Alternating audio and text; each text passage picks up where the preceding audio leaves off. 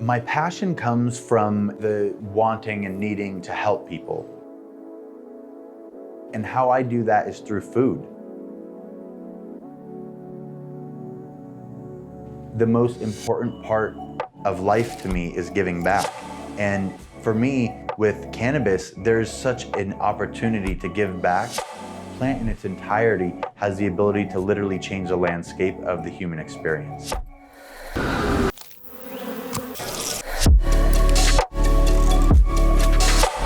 That's why I'm so passionate about getting this into institutions, about getting it into education, about speaking across the world, even though it may kill me physically or financially, because people have the right to know, and people have been lied to for a very long time.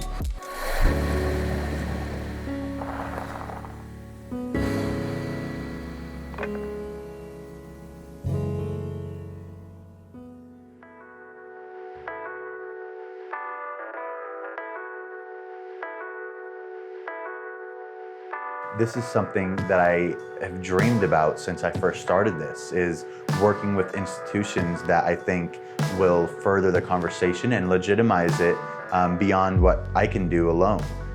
The significance of having probably the best known culinary college in Canada, partnering with the largest industry or hospitality industry association in Canada, partnering with one of the best known infused chefs in North America, again as a reflection of how we as a culture I think are getting ready to normalize cannabis. No matter how it's done, whatever happens, we just have to educate people, because once people understand the implications of cannabis, then that itself will then drive innovation and legality on its own, because people will just be more and more curious about it. The Canadians still need, want, acquire certain services, certain support, certain resources.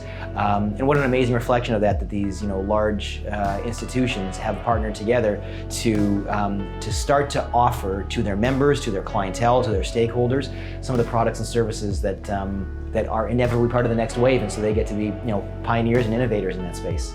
To have George Brown come in and really put some muscle behind this is like unprecedented. I don't think that we will fully understand the impacts of this even for a while to come.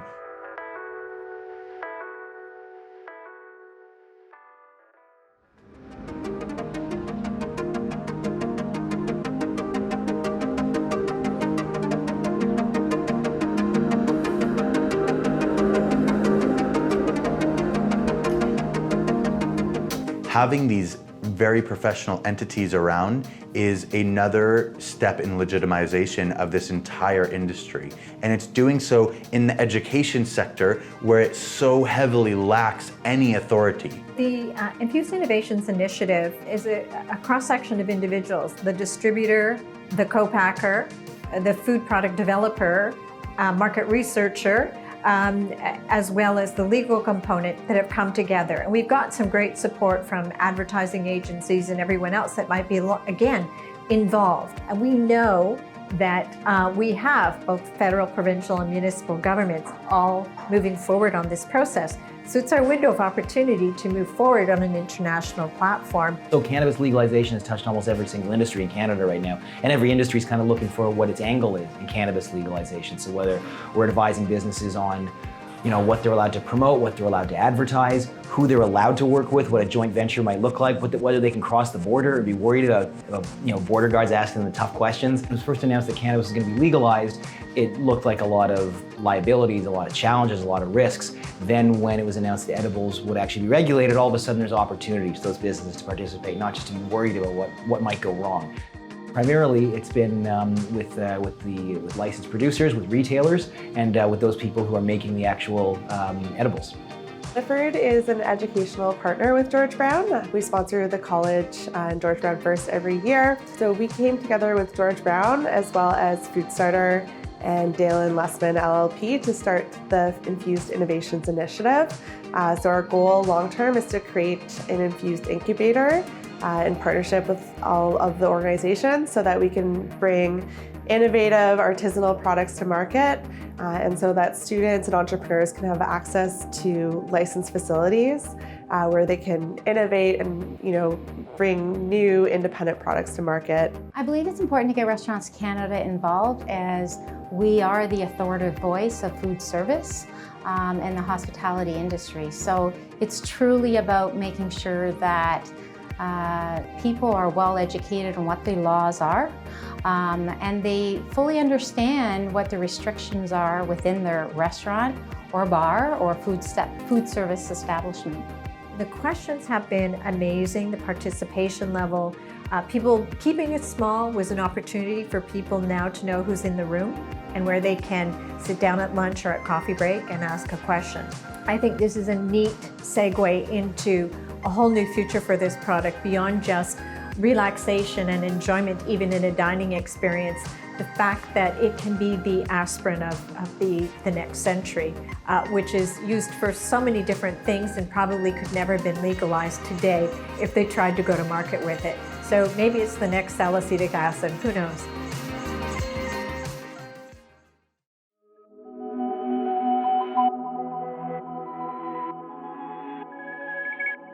It has to be sustainable, everything that we do. So we talk about sustainability, we talk about going out and getting our own ingredients and respecting the land, and then sharing information, sharing knowledge of cannabis and this plant and how I think it can help on the bigger scale.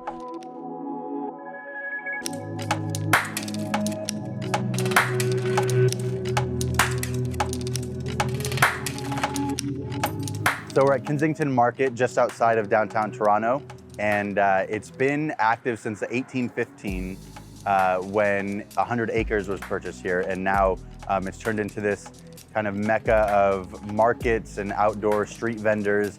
Really cool. Everything is kind of facing the street and made for walking around. So we're gonna come check out some of the spices and some of the produce for the dinner on the 16th.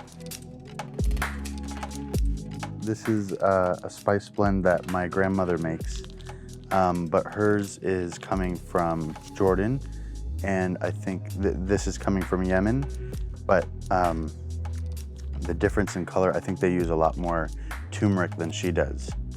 But it's like basil blossoms and citrus blossoms, and it's an incredible spice blend. This is a delicata squash. We're gonna be using a mixture of delicata and pumpkin for one of the dishes that we're doing. It's the curried pumpkin dish, and the whole menu is essentially plant-based. We have a protein in there, but we wanted everything to be centered around what's seasonal in Toronto and use mostly veggies. So you'll see a lot of different creative ways into which to use them. Originally, I had asked Trisha, I said, I really want to go foraging around there. Do you know anybody? They said, okay, well, we know Chef Kyle Patton, who forages a lot. We met him at his house, beautiful, beautiful space, just like open greenery, barn house, and we were talking about the local landscape and what's available there. During this time of year, it's pretty tough because it gets really cold, but we were able to then go to Pearl Morissette, where he introduced us to Deirdre. And her official title is Plant Wizard. She was just magnificent. She is a wizard for sure. And she was able to show us around the garden and take us through all these different plants that, some of the seeds, like for instance, the rose thyme, there's a patent on it, and it can only be a patent for 20 years. They have 20 years to make money off of this, so they're selling the seeds and everything, but this rose thyme is unbelievable. Right now we're at Pearl Morissette in Jordan, Ontario, my favorite restaurant. Traveled all over the world. I live 15 minutes away, and they're bringing something that's at a caliber that's, like, to me, at a complete world level. Pearl Morissette's main focus is sustainability on all fronts, like just letting things speak for themselves and really looking towards the land. And it's one of the only restaurants in Ontario that's actually growing their own animals and being able to use them on their menu. It's absolutely unbelievable. Ontario's very strict for its rules, and they found a way to bend and break and end up making this place be what it is.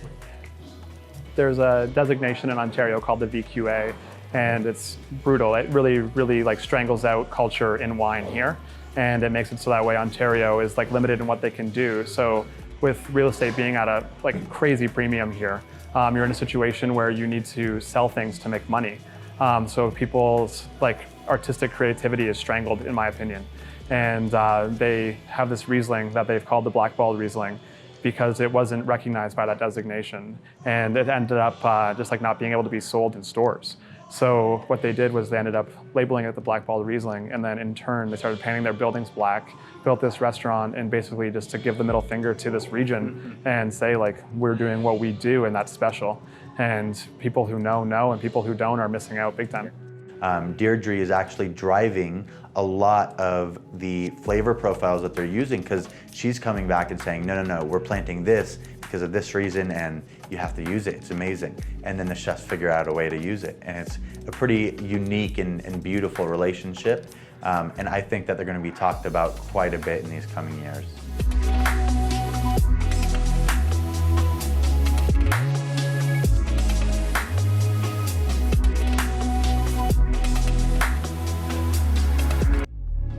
It's really amazing to get to go to a certain area and then utilize what they have in that area versus bringing our own stuff everywhere, because that, again, it doesn't promote anything sustainable. So this is a really cool part of our trip, and we're really grateful for everybody in the staff here and the chefs that took us in the kitchen, and hopefully we'll see them at the dinner and get to serve them.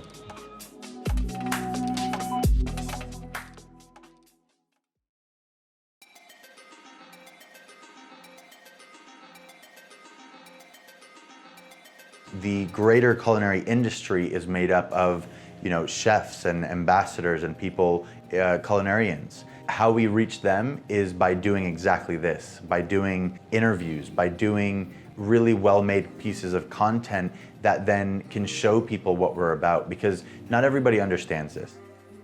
Naturally, as we do things professionally, and as we keep our standard of our cuisine at a really high level, I think that draws in the attention of the bigger chefs, and that gets more and more where people are really interested. What this entire industry is going to do is start to look to people like First and say, okay, how do I scale my product? How do I do this in a way that, big name chefs are gonna come in and say, I wanna put my brand behind this because I believe in this plant. And that's gonna start happening more and more.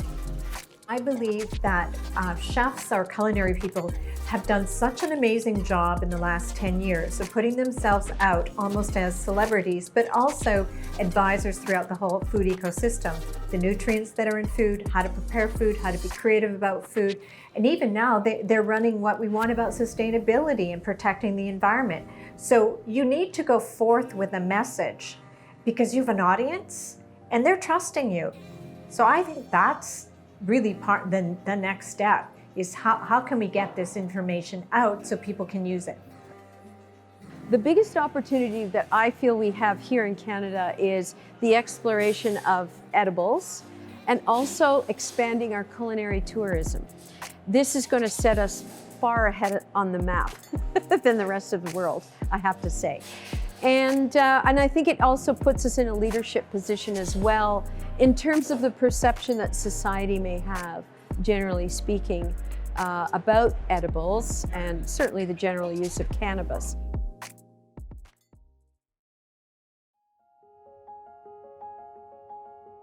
What do people normally expect from the Herbal Chef dinner? Obviously THC, but that's not going to be applicable for tomorrow.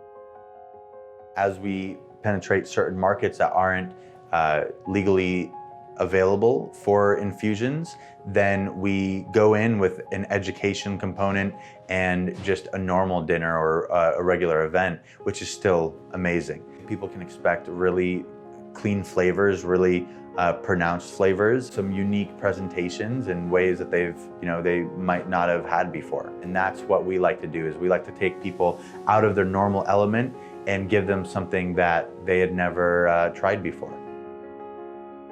The thing that excites me most about the Herbal Chef's approach to cannabis cuisine is the thing that I won't be trying tomorrow, which is the cannabis cuisine.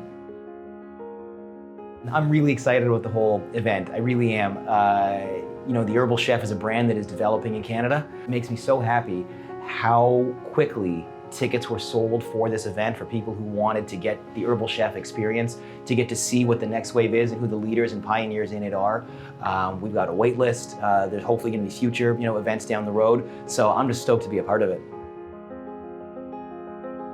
The significance of George Brown College, Restaurants Canada, and the Herbal Chef coming together to do this dinner tonight is it is paramount to how Canadians are going to perceive moving forward with edibles. And it's also very important. We can't not think about it. We can't just put it on the shelf and say, maybe something will happen, maybe something won't happen. We have to be proactive, we have to be progressive, and I believe as Canadians we are that. So this tonight was very special, having that collective mindset come together for this dinner.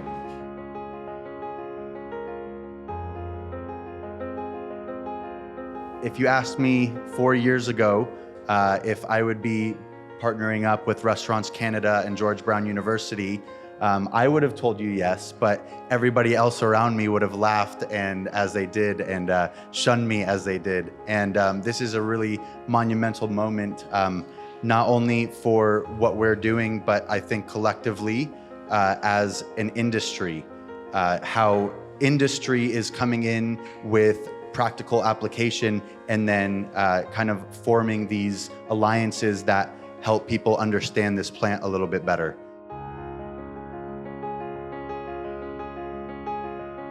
It's always very surreal to see the ending of a dinner or the ending of an event because you plan for months, right? And then it's gone like that. And that's how I feel with food. We spend hours and hours and hours and hours, days and days preparing this food, and then it's gone in one bite. I think there's something poetic about that. I think that kind of, that's life, it is about the journey. You can't hate the prep. You can't hate the foraging. You can't hate every part that goes into creating that meal just because it's gonna be gone in a second, because that moment in which the person takes that bite could be that inspirational moment for them to go and then do what they're best at or what they need to do in life. In about, I'm going to say an hour, maybe less than an hour, the entire country of Canada is now legalizing the use of cannabis, which is really a pretty remarkable milestone for us here in Canada. We hosted this fabulous dinner to explore, discover, educate, discuss how that's going to impact the food service industry, particularly in terms of edibles. How does that impact our palate? How does that impact our cooking, our style of cooking? And what is this going to mean to Canada in particular as the whole country turns to legalization of cannabis? So it was pretty remarkable. I think I just want to talk about what happened and I think the bigger implications of all of this, because this has literally been something I've been dreaming about for years, and it finally happened. Like an institution coming together with an independent company in the cannabis space.